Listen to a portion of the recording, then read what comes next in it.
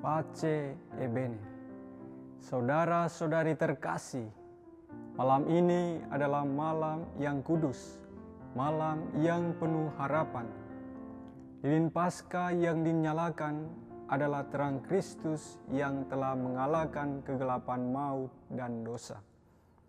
Bacaan-bacaan suci malam ini mengajak kita untuk merenungkan seluruh sejarah keselamatan manusia, dari kisah penciptaan, pembebasan bangsa Israel, hingga puncaknya dalam kebangkitan Kristus.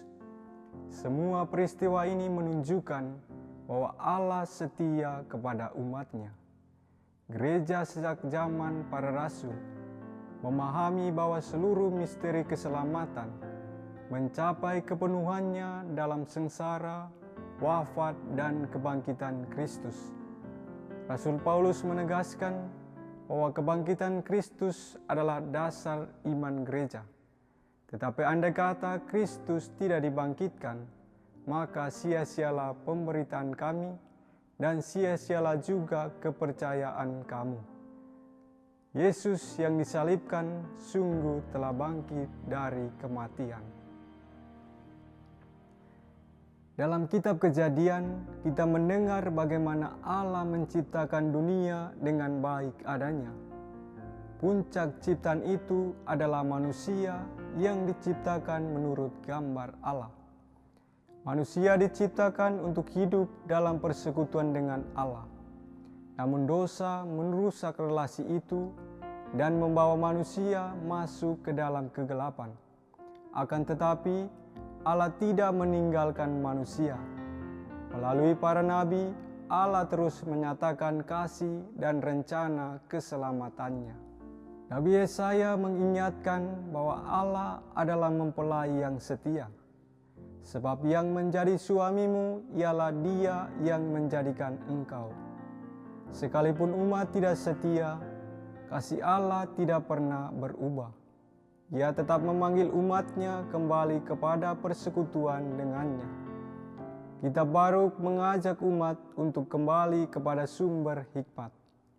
Berbahagialah kita, hai Israel, sebab kita mengetahui apa yang berkenan kepada Allah.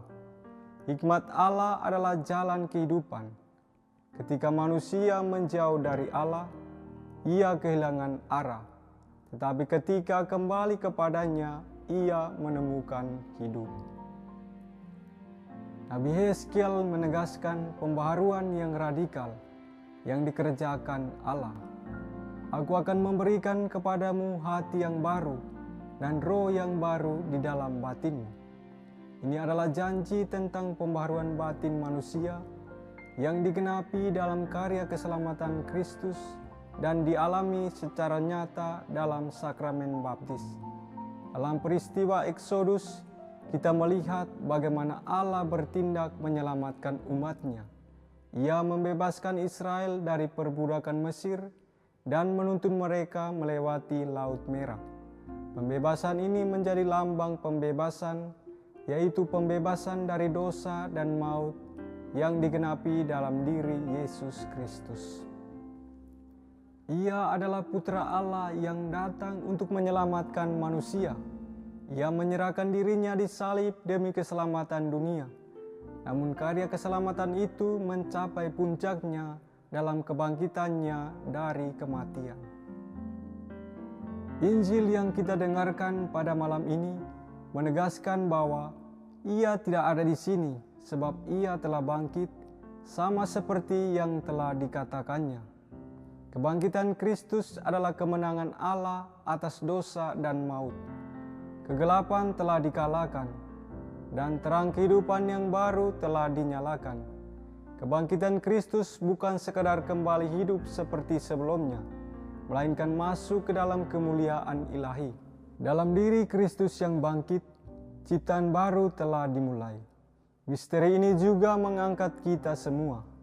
Rasul Paulus menjelaskan bahwa melalui baptisan kita dipersatukan dengan kematian dan kebangkitan Kristus. Ia berkata, dengan demikian kita telah dikuburkan bersama-sama dengan Dia oleh pembaptisan dalam kematian, supaya kita hidup dalam hidup yang baru. Dengan demikian, hidup Kristiani adalah hidup sebagai manusia baru. Kita dipanggil untuk meninggalkan kehidupan lama yang dikuasai dosa dan hidup dalam rahmat Allah. Hati yang baru dan roh yang baru yang dijanjikan oleh Allah kini menjadi kenyataan dalam hidup orang beriman. Saudara-saudari terkasih, melalui Kristus yang bangkit, kita diajak untuk meninggalkan manusia lama kita yang masih dikuasai kebiasaan buruk dan sikap yang menjauhkan kita dari kebaikan, berbohong demi keuntungan sendiri, mudah marah dan menyimpan dendam, iri hati ketika melihat orang lain berhasil, bersikap egois tanpa memikirkan sesama, atau mengetahui yang benar tetapi tetap memilih yang salah karena terasa lebih nyaman. Sebaliknya, marilah kita menjadi manusia baru dalam Kristus yang mengalami perubahan nyata dalam pola pikir, sikap, dan tindakan sehari-hari. Belajar untuk jujur walaupun sulit, mengendalikan emosi, mau mengampuni, ikut bersuka cita atas keberhasilan orang lain, serta berusaha melakukan yang benar meskipun membutuhkan pengorbanan. Kristus yang telah bangkit mengalahkan dosa dan Ia terus bekerja membaharui kita. Maka ketika kita jatuh, jangan tinggal dalam keputusasaan, tetapi bangkitlah dan kembalilah kepadanya. Karena itu, pada Paskah ini, marilah kita berani mengambil langkah nyata, memperbaiki sikap, memulihkan relasi yang retak, menjadi pembawa damai dalam keluarga dimanapun kita ada, dan hidup lebih setia kepada Tuhan. Biarlah hidup kita sungguh menjadi terang bagi sesama. Dalam Kristus yang bangkit, kita bukan lagi manusia lama. Kita adalah manusia baru yang dipanggil untuk hidup dalam kasih dan menjadi tanda kemenangannya di dunia sekitar kita. Amin. Pace e bene.